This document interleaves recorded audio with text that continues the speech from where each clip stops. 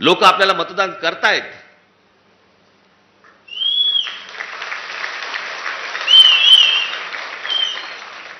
पण या सगळ्या भानगडीमधनं आपल्याला दरवेळेला पराभव पत्करावा लागतो.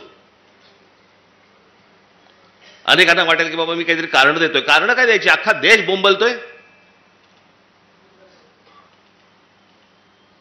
आणि या सगळ्या प्रक्रियेमधनं मग सत्तेमध्ये यायचं आणि मग हवी तशी सत्ता राबवायची. बरं, आपण काय सांगतो आहोत त्यांना?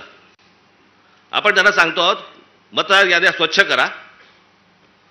5 वर्ष निवडणुका झालेल्या नाही आहेत या महाराष्ट्रामध्ये स्थानिक स्वराज्य संस्थांच्या. मतदार याद्या स्वच्छ करा. अजून 1 वर्ष लागलं तरी चालेल. 1 वर्षाने निवडणुका घ्या, काय फरक पडतो? आणि उद्या मतदार याद्या ज्यावेळेला स्वच्छ होतील त्यावेळेला ज्याचा विजय होईल, ज्याचा पराभव होईल, आम्हाला मान्य आहे. उद्या आज जर जे सत्तेवरती आहेत त्यांचा जर समजा विजय झाला, मतदार याद्या पूर्ण पारदर्शक झाल्यानंतर, आम्हाला मान्य आहे. पण ह्या सगळ्या गोष्टी सगळ्या लपवायच्या आणि लपवून लपवून लपवून लपवून त्याच्यातनं निवडणुका घ्यायच्या. मॅच तर फिक्स आहे. भाई, ज्या वेळेला मॅच फिक्सिंग आपल्या क्रिकेटमध्ये ज्या वेळेला झालं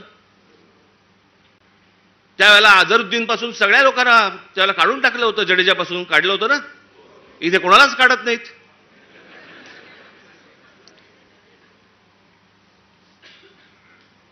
मुख्य निवडणूक आयुक्त काय सांगतात म्हणे?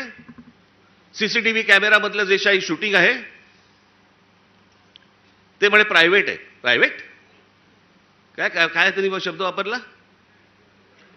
हा, त्याची प्रायव्हसी. प्रायव्हसी कसली आली? एखादा माणूस मतदान कुठे करतोय, मत कुठे देतोय, ही प्रायव्हसी असू शकते. मतदार कसा प्रायव्हसी त्याची असेल जपायची? आम्हाला माहिती आहे की मतदार कोण आहे ते. जे पटत नाहीत, जे पचत नाहीत असे कोणते तरी उत्तर द्यायची आणि त्याच्या सगळ्या भानगडीमध्ये या सगळ्या निवडणुका घ्यायच्या आणि मग सत्तेमध्ये आल्यानंतर वेडवाकडं कसंही वागायचं. जे मी त्या दिवशी तुम्हाला सांगितलं असं या सगळ्या राज्यांवरती, ह्या सगळ्या शहरांवरती त्यांचा सगळ्यांचा डोळा आहे. बाकीचे सगळे तर गेलेच आहेत घरंगळत. आजची बातमी, आजची किती आपण आपला सगळा स्वाभिमान किती घाण टाकायचा, याला काही मर्यादा?